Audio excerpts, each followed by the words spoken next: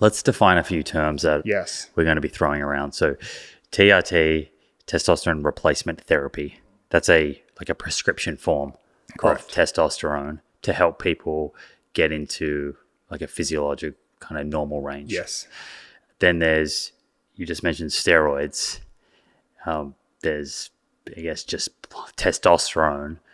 Let's define the three of these. So TRT, testosterone, and steroids. Yeah, that's something that I spend most of my time harping on, that I really want people to realize. Like TRT is just replacing, as you said, to normal physiologic ranges. So that's not putting you into this grand muscle building capability, what we would deem super physiologic or above normal physiologic range. That's what I would put into the category of like steroid use. Testosterone does fall into that, but when we're talking about a steroid cycle of testosterone, that's usually anywhere from 3 to 10 plus X what a TRT dose would be. So just for reference, a TRT dose probably around 100 to 150 milligrams a week.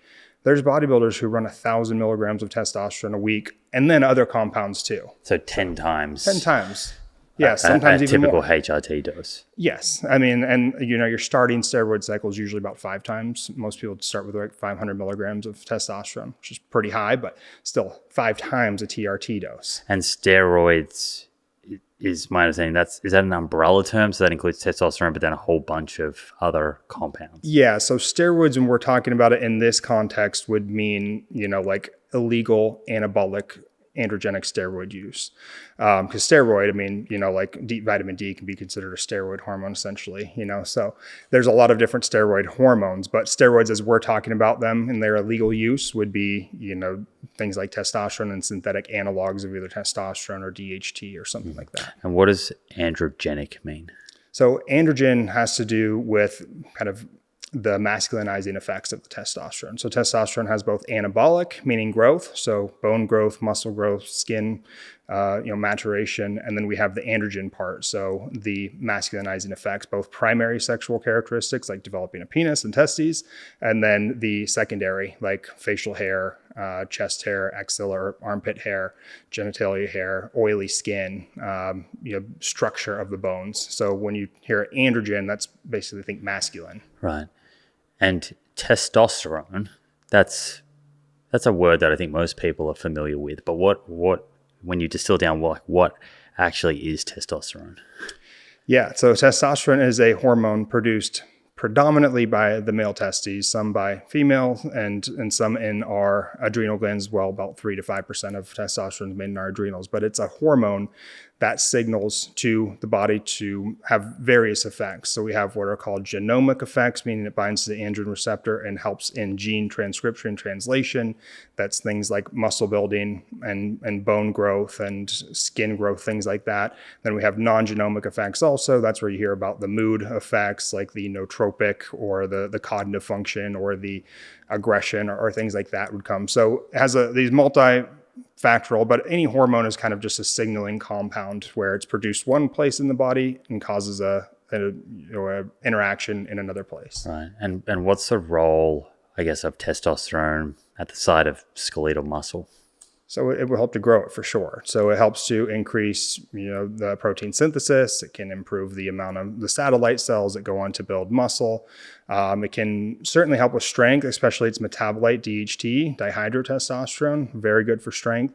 So not only are you, increasing your ability to move more weight, which is essential for muscular hypertrophy, then you actually, the testosterone binds to the receptor and causes the transcription and translation of new DNA to build more muscle. So testosterone acts as a precursor to DHT. Correct. And DHT is important for strength. Mm-hmm. I don't want to kind of go too far down the weeds on this, but just quickly while we're here, finasteride is a drug that a lot of people take, correct, males take to reduce or attenuate, I guess, hair loss, right, male pattern baldness, and that knocks down DHT, right? Correct. So what's the effect that a compound like that would have on testosterone, if any, or strength? Yeah, this is a really widely hot, debated topic in the community. So the way that it works real quick is testosterone can go two ways. It can be aromatized into estradiol or estrogen, or it can be 5-alpha reduced into DHT, dihydrotestosterone, which we're talking about here. The enzyme that makes testosterone converted into DHT is called 5-alpha reductase. Finasteride or dutasteride are 5-alpha reductase inhibitors, so they inhibit that enzyme to turn testosterone into DHT. Now, doing that, as you mentioned, may have some side effects like lowering strength. It could potentially lower libido, could lower sperm count or change the quality of the sperm. It could lead to mood issues. The other issue with the medication is that 5-alpha reductase doesn't only convert testosterone into DHT, it also converts other neurosteroids like progesterone into allopregnanolone. So there's some thought that the depression or depressive-like symptoms of finasteride may come through the neurosteroid cascades that it impacts. Now, it's really debated, as I said, because the literature would tell you that only around 2% of people who use finasteride experience those side effects. Now, clinicians who see these guys all the time would argue it's probably much higher. I know Peter Attia recently has had 2 prominent urologists on, both of which said that they would never touch the stuff. Is that potentially a selection bias, though? 100%. I was going to say, yes. See, I have a large bias towards it because whenever guys come to me, they're not coming to me saying, hey, I just wanted to schedule an appointment and tell you I'm doing really good on finasteride. Exactly. They're coming saying I have post-finasteride syndrome is what it's called, or PFS. Oh, right. That's what it's called. Yeah. Okay. So, if you search post-finasteride syndrome on Reddit, thousands, if not millions of threads about guys saying that they're suffering with this. Which is like depression or affecting sexual function. Correct. Yeah, usually lack of libido, poor erection quality, depression. There's even suicide linked with it too. It's just hard to say. Where it gets a little interesting for me is that the company that made the drug settled out of court saying that they agree that they left out a lot of these side effects when they published their data. The drug was originally made for prostate cancer, right? Either prostate or hair. Yeah, probably prostate first and then hair. Right. Yeah. Okay. Yeah. Yeah, because the very little reading I did, I think that was like a 5 milligram dose or something. Yeah, it's a very low. Also, the dose that they give is very high. It has a very long half-life, so you don't need to give that really long or that really big dose. You can give much smaller. So a lot of people, instead of like 1 milligram daily of finasteride, sometimes they do a 1/4 milligram daily and they feel a lot better. So I don't know. There's a lot of debate there. I personally don't want to risk it. I mean, I just shaved off all my hair because I'm like, I'm just going to, embrace it. Maybe I'll get a hair transplant. I don't know. But it just kind of scares me to take the most potent androgen, because that's what DHT is. It's the most potent androgen our body has, and just to reduce it.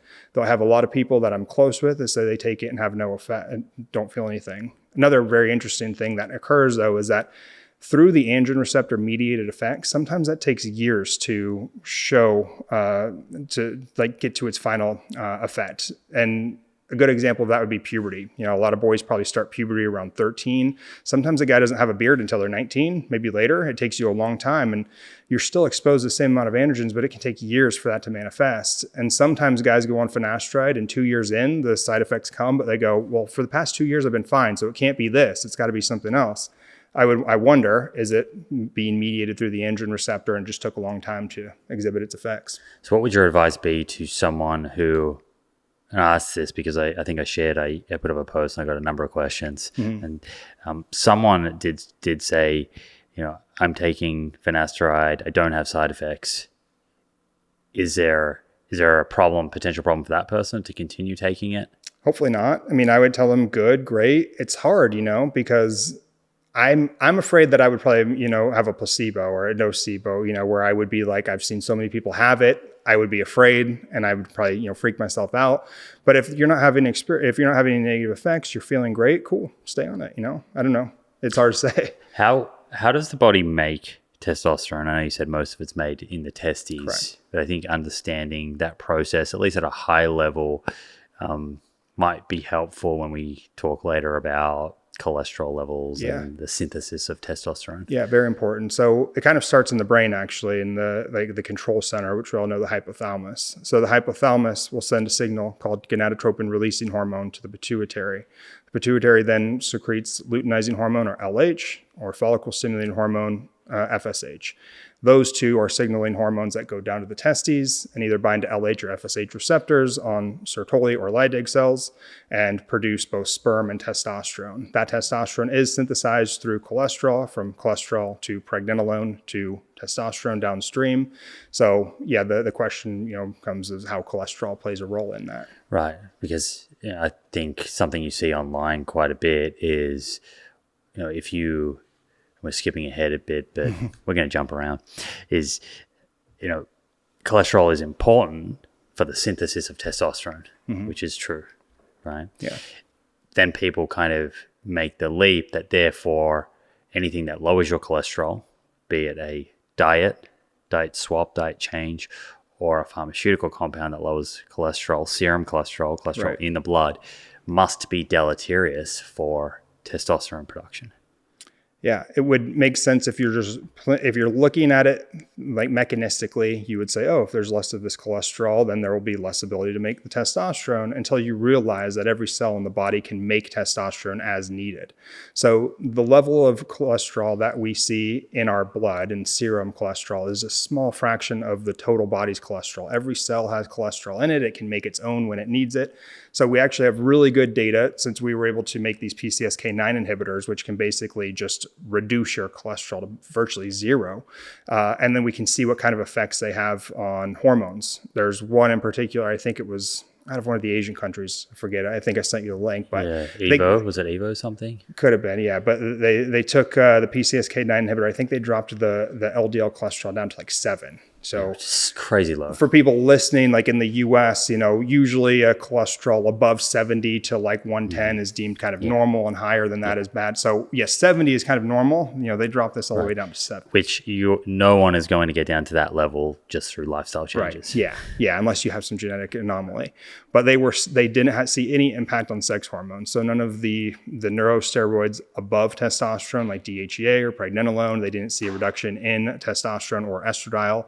So we can what we can glean from that is that you can lower your cholesterol significantly, and you're not going to impact your serum level of testosterone. Yeah.